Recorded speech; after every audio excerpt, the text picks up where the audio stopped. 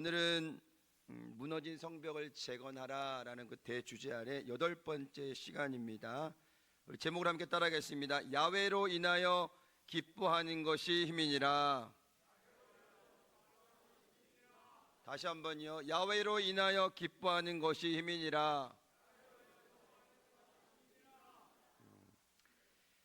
잠언 4장 23절은 이 시대를 살아가는 사람들에게 절대적으로 필요한 말씀이 우리들에게 선포되고 있습니다. 우리 자막 보시고 함께 읽어보겠습니다.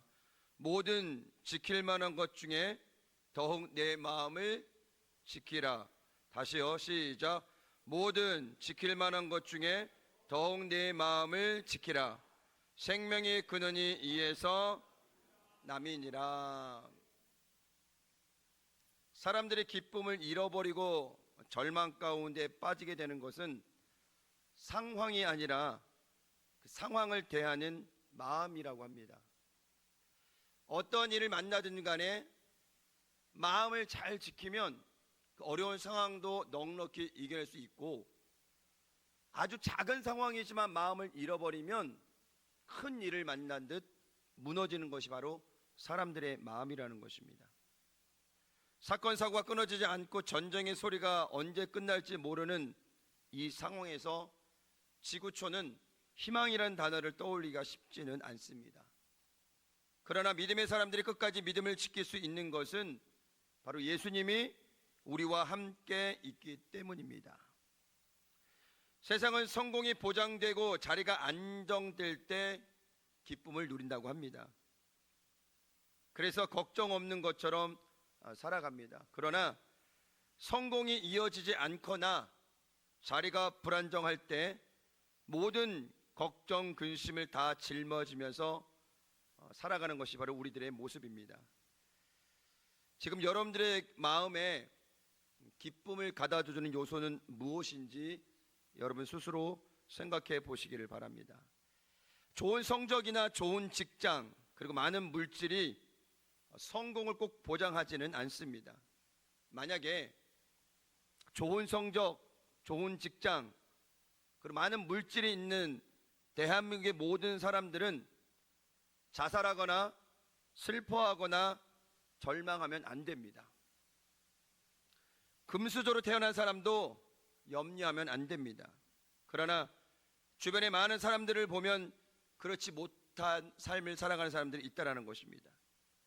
조건적인 행복과 감사는 그 조건이 사라질 때 바로 더 엄청난 충격으로 다가오게 됩니다. 그래서 사도 바울은 빌립보 감옥에서 이렇게 고백합니다. 어떠한 형편이든지 나는 자족하기를 배웠노니. 함께 해볼까요? 시작. 어떠한 형편이든지 나는 자족하기를 배웠노니.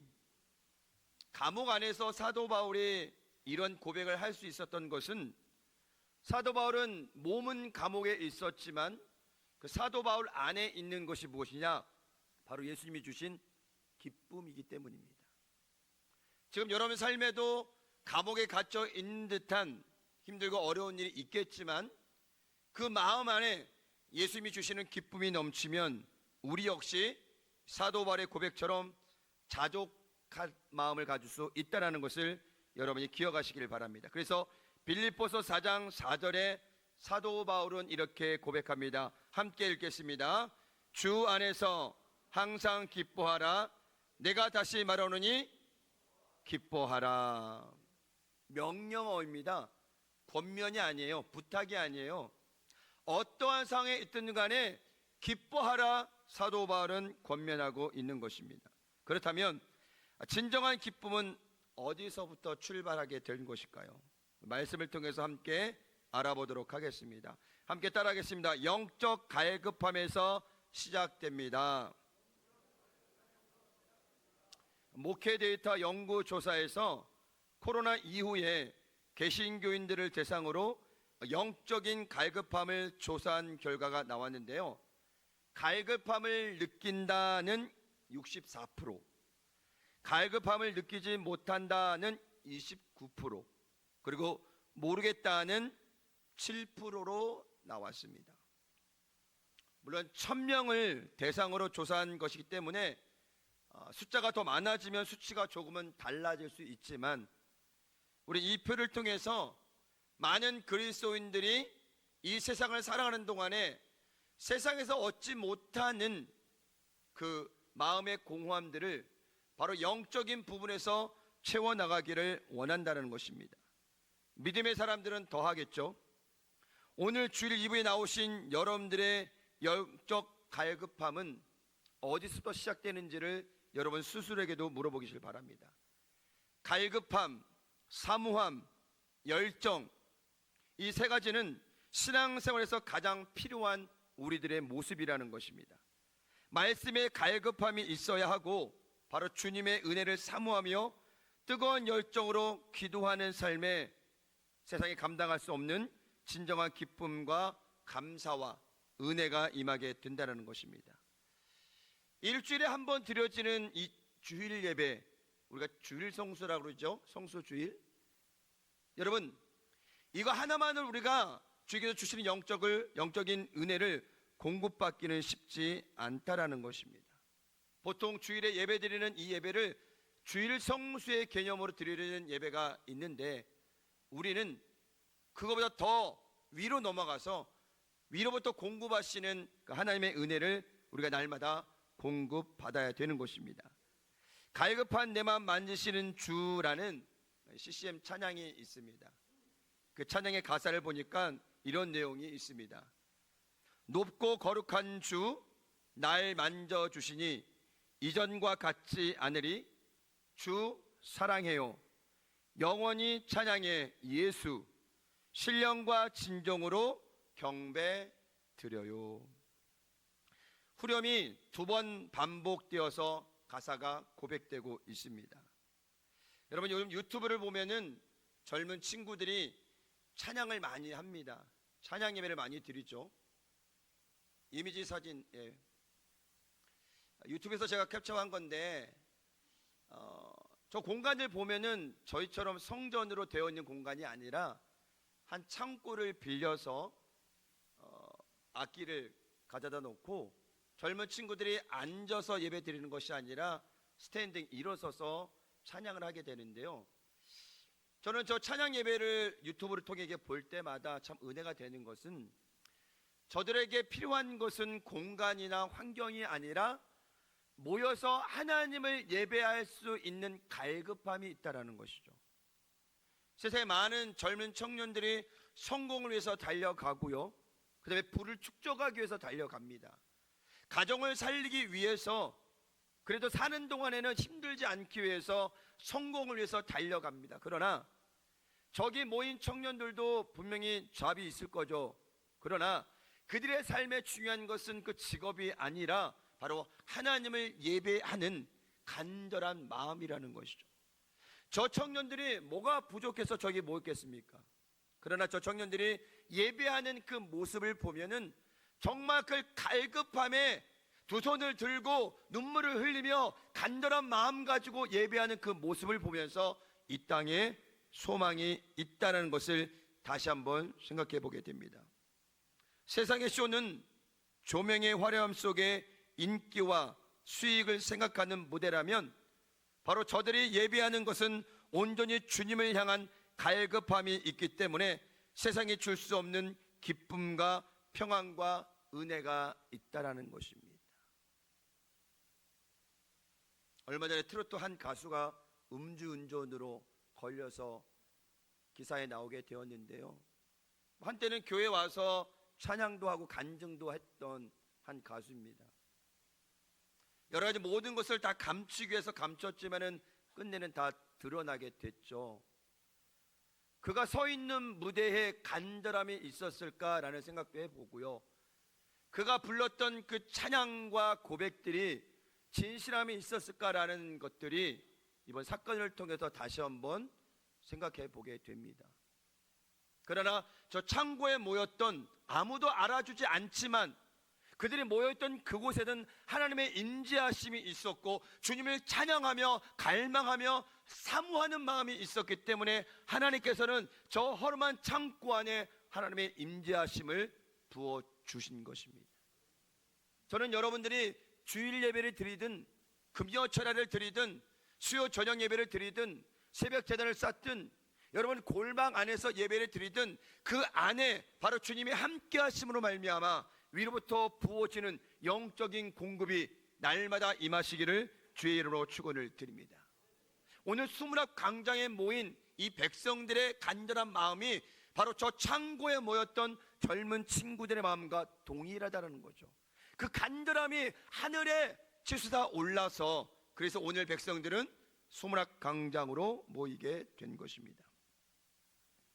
믿음의 성도들의 삶에 채워지는 기쁨은 세상이 주는 잠깐의 즐거움이 아니라 바로 세상에서 줄 수 없는 기쁨과 행복과 감동이 있다는 사실을 기억하시길 바랍니다. 우리는 예배를 통해서 이 기쁨이 회복되어야 합니다. 어제 우리 성도님 중에서 결혼하는 가정이 있어서 다녀왔는데요, 너무 행복해 보이더라고요. 오늘도 행복할까요?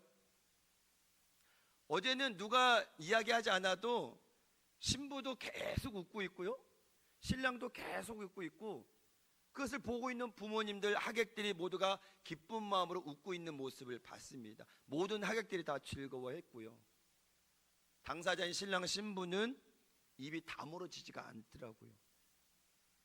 여러분, 그 기쁨과 행복은 어디서 오는 걸까요? 결혼식 때문에? 아니면 어떤 큰 행사가 있어서 주는 기쁨은, 그날의 기쁨은 굉장히 크지만요, 저도 결혼하고 나서 결혼식 때는 너무 좋았는데 그날 저녁에 뻗어서 아무데도 못 갔습니다. 즐거움이 아니라 너무 힘들더라고요. 여러분, 어떤 일을 하든 간에 우리는 그 안에서 하나님이 주시는 영적인 기쁨들을 가질 수 있어야 돼요. 그러면 그 기쁨은 어제나 오늘이나 영원토록 변함없이 우리 안에 공존해 있다는 것이죠. 그 기쁨을 여러분들이 누려야 된다는 사실을 기억하시기를 주의 이름으로 축원을 드립니다. 그래서 우리는 세상에서 얻어지는 기쁨이 아니라 예배를 통해서, 말씀을 통해서, 기도를 통해서, 찬양을 통해서 이 놀라운 기쁨들이 넘쳐나시기를 주의 이름으로 축원을 드립니다. 그래서 시편 42편과 43편에서는 세 번에 걸쳐서 계속 선포하고 있는 말씀이 있는데, 우리 자막을 보시면서 우리 크게 한번 선포하겠습니다. 시작. 내 영혼아, 내가 어찌하여 낙심하며 어찌하여 내 속에서 불안해하는가? 너는 하나님께 소망을 두라. 그가 나타나 도우심으로 말미암아 내가 여전히 찬송하리로다. 시편 기자는 계속 강조합니다. 너는 하나님께 소망을 두라.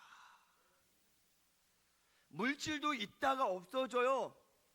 내 옆에 바로 붙어있는 남편, 주님 부르시면은 언젠가는 홀로 된다게 되는 것. 가족도 마찬가지죠.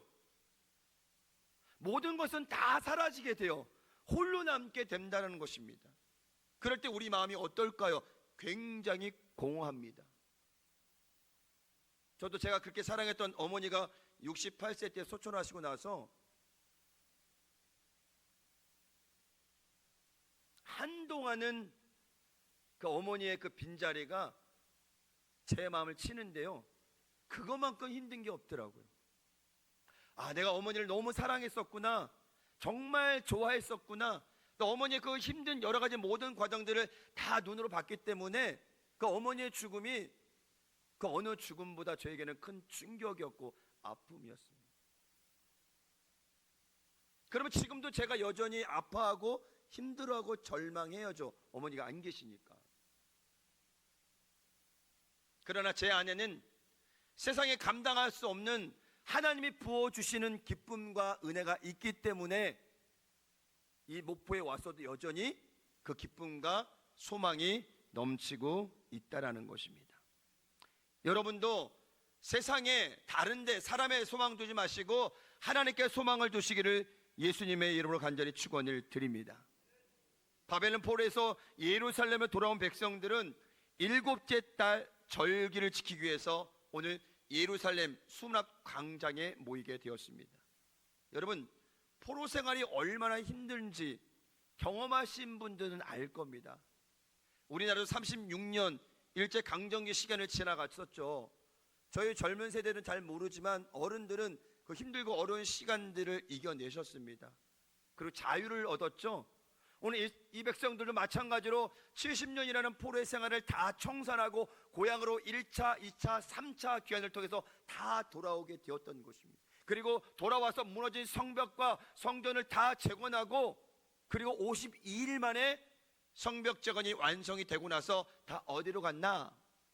성전 문지기와 노래하는 사람들, 그리고 성전을 지키는 지도자 빼고는 다 고향으로 돌아갔다가 5일 만에 다시 수문학 광장으로 모인 겁니다. 뭐 그때는 우리가 뭐 KTX 있는 것도 아니고 자동차가 있는 것도 아니고, 그 성벽 재건이 다 끝나고 집으로 돌아가는 길이 얼마나 멀었을까요? 지금으로 말하자면 목포에서 그냥 서울까지 걸어갔다 생각하시면 될 겁니다. 왔다 갔다 이동하는 데만 이틀 3일 걸렸을 거예요 아마.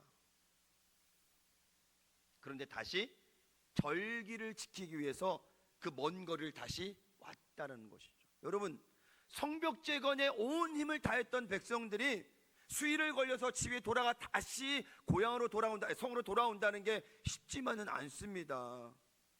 여러분들 오전 예배 드리고 오후 예배 드리고 저녁 예배 드리고 그 다음날 새벽 나오려면은 쉽지 않죠. 몸이 힘들어서 못 나옵니다. 그런데 오늘 이 백성들에게 중요한 것은 무엇이냐면 뇌심이 아니라 영적인 갈급함, 이 갈급함을 채우기 위해서 그 먼 거리를 마다하지 않고 다시 수문학 광장으로 모였던 것입니다. 그리고 성경에 보니까 새벽부터 정오까지 계속해서 말씀을 읽고 들었다라고 이야기하고 있습니다. 보통 6시간에서 7시간을 이렇게 저도 서서 성경을 읽고요, 그리고 백성들은 일어나서 6시간, 7시간 동안에 그 성경의 말씀을 함께 들었다라는 것이죠. 젊은 사람들만 있었을까요? 아닐 거예요. 앉아서 들을 수 있지만, 앉아서 읽을 수 있지만, 하나님의 말씀이 선포됨에 있어서 그들의 마음 가운데는 뭐예요? 그 말씀의 갈급함을 통해서 그들의 행동과 마음이 바로 그렇게 표현되어 있었던 것입니다. 그래서 내 마음속에 무엇을 갈급하고 있는가는 바로 지금 우리의 몸이 움직이는 현상을 나타내게 되는 거죠.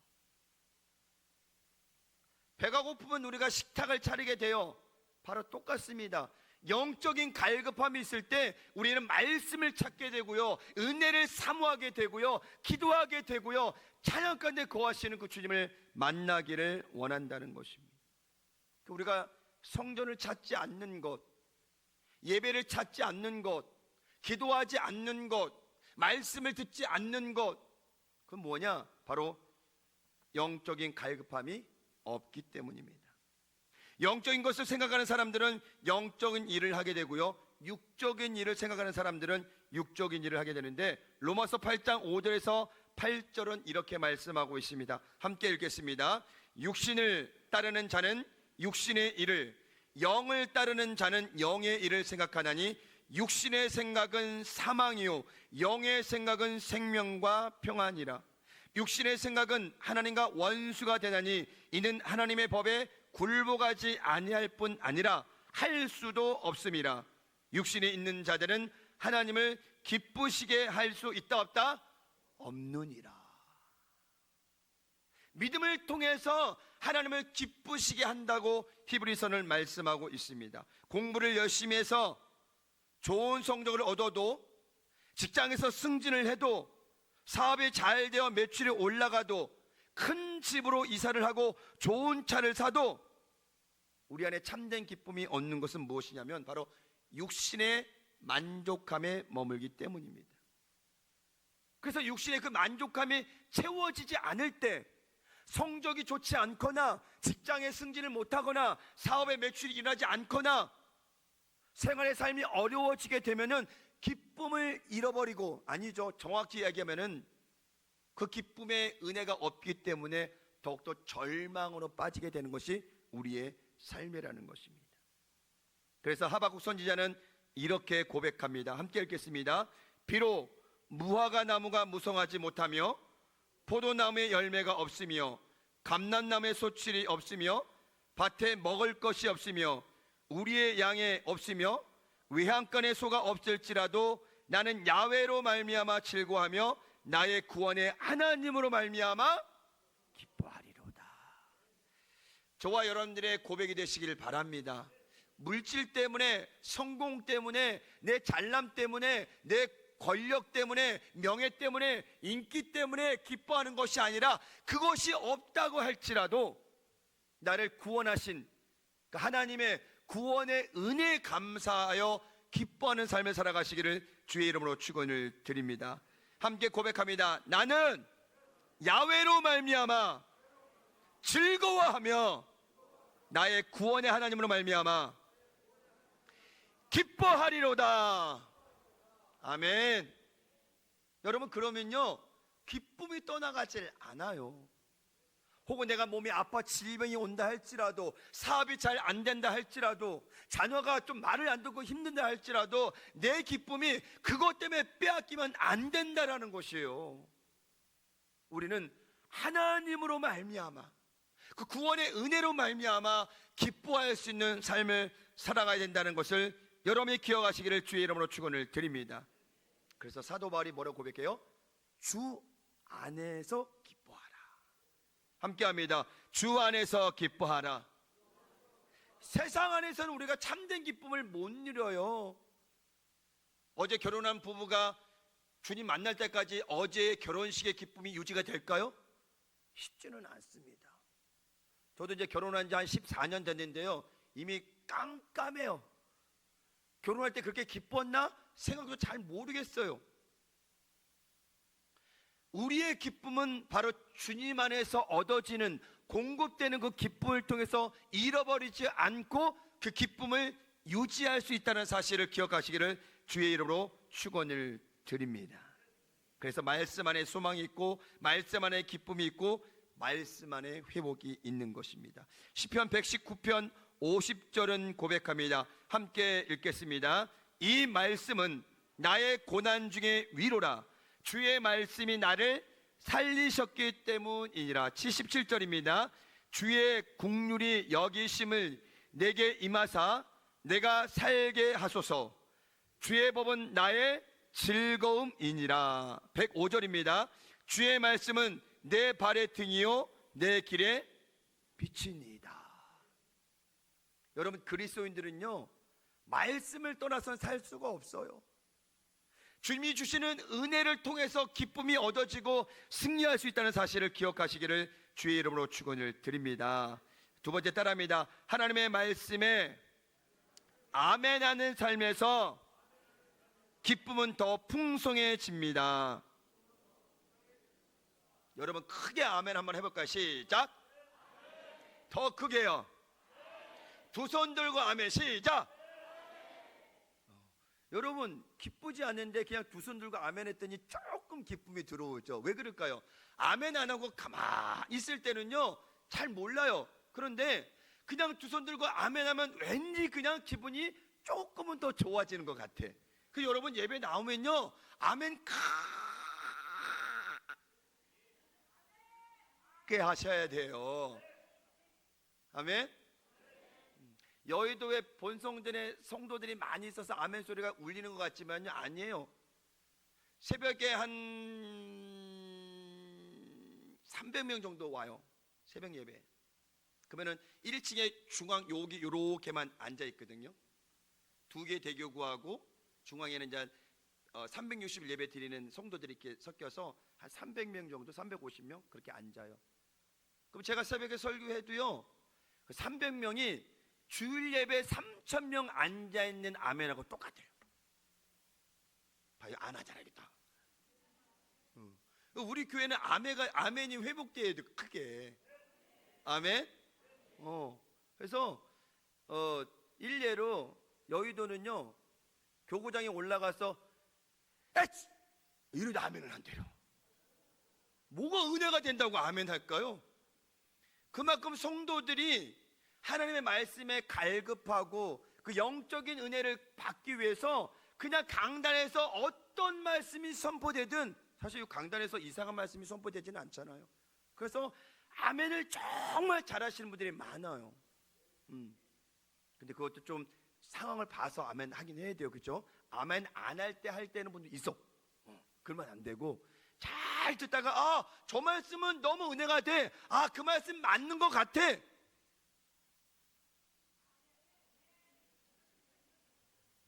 아멘의 뜻은 진실로 그렇게 이루어질 것을 믿습니다. 그거요. 고백인 거예요. 그래서 우리가 크게 아멘하는 거예요. 오늘 6절에 보니까 에스라가 위대하신 하나님 야훼를 송축함에 모든 백성이 두 손 들고 아멘, 아멘, 몸을 굽혀 얼굴에 땅에 대고 야훼께 경배하니라 그랬어요. 제가 시키는 게 아니라 6절에 나와 있어요. 우리 두 번 한번 해볼까요? 두 손 들고 시작. 아멘, 아멘. 저 2층에서 하시는데 너무 감사합니다. 2층만 아멘. 박수 한번 쳐주세요. 2층에도 있습니다. 우리 성도님들, 여러분 못 봐서 그렇지. 여러분 아멘 할 때 그렇게 될 줄 믿습니다. 제가 처음 왔을 때는 성도님들 진짜 아멘을 거의 듣기가 힘들었는데 3개월이 지났잖아요. 지금 아멘 너무 잘하셔요. 아멘. 앞으로 더 잘하시길 바랍니다. 잠언 30장 5절에 보니까 이런 말씀이 있습니다. 하나님의 말씀은 다 순전하며 하나님은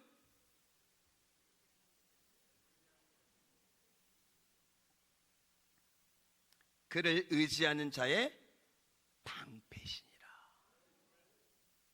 여러분 아멘 한다는 것은요, 하나님의 말씀대로 이루어지기를 바랍니다. 간절한 마음이 있고 내가 그 주의 말씀을 의지하며 나아갑니다 라는 고백인 거예요. 그러니 말씀이 선포될 때 아멘하는 자에게 하나님의 놀라운 축복이 임하기를 간절히 원합니다. 레위기 26장 4절에서 5절 말씀입니다. 함께 읽겠습니다. 내가 너희에게 철 따라 비를 주리니 땅은 그 산물을 내고 밭의 나무는 열매를 맺으리라. 너희의 타작은 포도 딸 때까지 미치며 너희의 포도 따는 것은 파종할 때까지 미치리니 너희가 음식을 배불리 먹고 너희의 땅에 안전하게 거주하리라. 이 같은 복을 받으시길 바랍니다. 이 축복은 하나님께서 순종하는 자들에게 주시는 축복이라는 것입니다. 그 순종하는 자에게 열매를 맺게 하시고 배불리 먹게 하시고 안전하게 거주하게 하신다는 약속의 말씀임을 여러분이 기억하시기를 주의 이름으로 축원을 드립니다. 요한복음 15장 7절입니다. 너희가 내 안에 거하고 내 말이 너희 안에 거하면 무엇이든지 원하는 대로 구하라. 그리하면 이루리라. 믿으시면 아멘. 하나님의 말씀을 믿고 의지하고 그 말씀대로 사는 자들은 반드시 하나님께서 하나님의 역사하심을 경험하게 하신다는 말씀을 기억하시기를 주의 이름으로 축원을 드립니다. 저는 이제 세 자녀를 키우잖아요. 몇 살이죠? 까먹었다. 13살, 10살, 5살 맞나요? 헷갈리네. 이 세 자녀를 키우는데 세 자녀가 말을 너무 잘 들으면 좋겠는데 아주 그냥 지긋지긋하게 말을 안 들어요. 저는 그 세 자녀를 보면서 세 자녀에게 뭐라 하면서 저 자신을 보면 저도 하나님의 말씀 잘 안 들어요. 하나님이 우리 보시기에 야 말씀에 순종하면 복이 있다고 했는데 너희들 왜 이렇게 불순종하고 너희 생각대로 살아가니? 라고 말할 때가 있다라는 거예요. 우리가 자녀를 보면서 왜 이렇게 저 자녀들 이렇게 말을 안 들을까? 사춘기 아이들은 뭐 거의 지금 대들어요. 저희 큰애가 지금 사춘기인가 봐요. 엄청 덤비고 있어요. 막내는 5살인데 벌써 사춘기 온 것 같아요. 큰애보다 더 대들어요. 여러분도 자녀를 다 양육해 봤잖아요. 자녀들이 말을 잘 들으면 너무너무 좋아, 행복해. 엊그저께 어디 신방 갔다가 그 집사님이 그러더라고. 아유, 우리 아들이 저희 말은 진짜 잘 들어요. 근데 교회는 안 가요.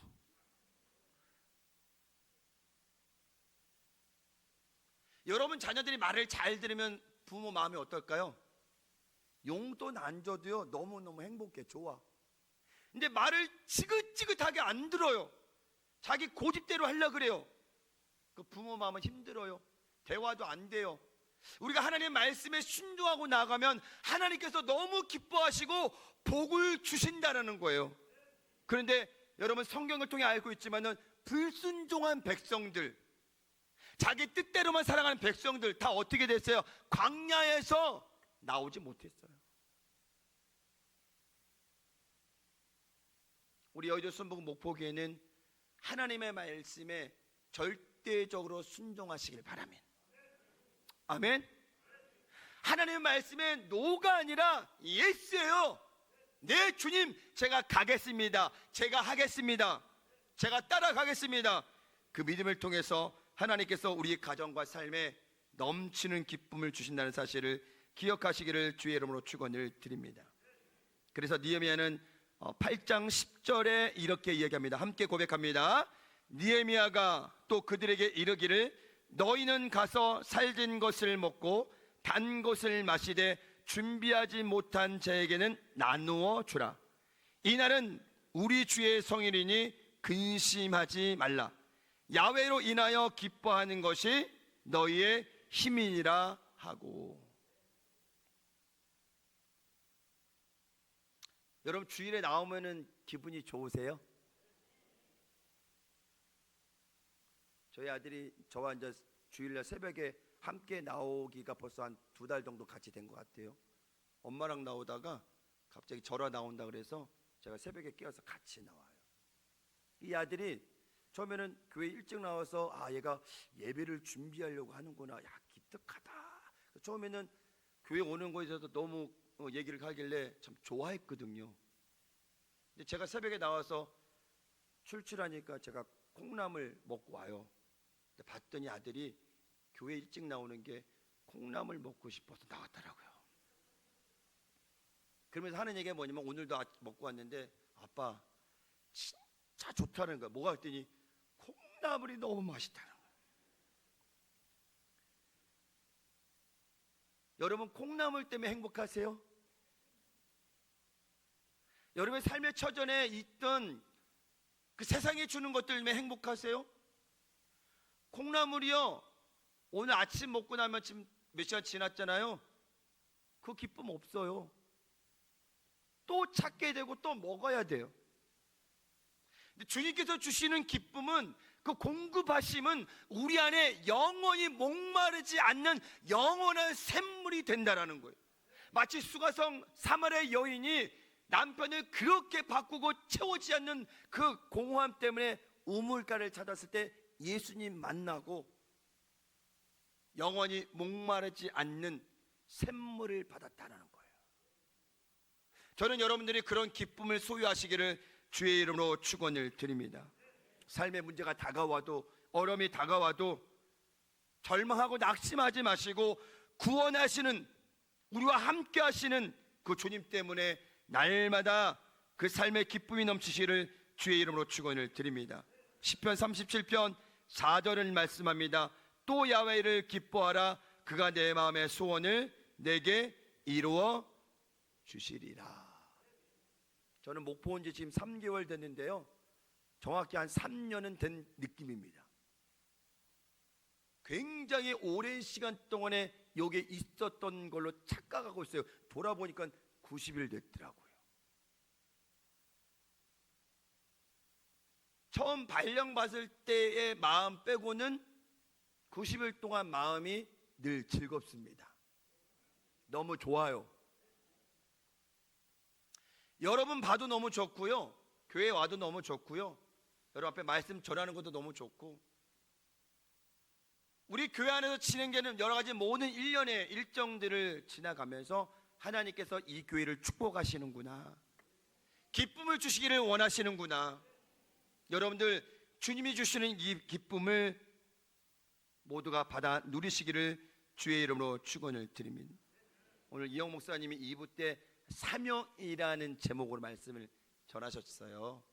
선교대의 기간이기도 하고 또 오늘 주제를 사명으로 잡으셨는데, 저는 이영 목사님 말씀 들으면서 다시 한번 그 사명을 좀 회복하는 시간을 가졌어요. 나름대로 주의 종으로 부르심 받고 열심히 달려왔지만 달려오다가 혹은 그 사명이 좀 소실되지 않았나, 좀 느슨해지지 않았나, 다시금 사명을 회복하는 시간을 가졌는데, 우리 여의도 수목은 목포의 모든 성도들 삶 가운데 그 사명이 다시 한번 회복되시기를 주의 이름으로 간절히 축원을 드립니다. 바로 그 사명이 기쁨으로 인도하는 동기가 된다는 사실 기억하시고, 이제 5월달 마무리되고 우리 장로님 기도해 주셨지만은 선교사님 계속 오셔서 말씀을 전하실 거예요. 그래서 6월 2일, 9일, 16일 계속 연결돼서 주일날 외부 강사님이 말씀을 전하실 건데, 여러분들 많이 오셔서 말씀 들으시고 아멘으로 화답하시기를 주의 이름으로 축원을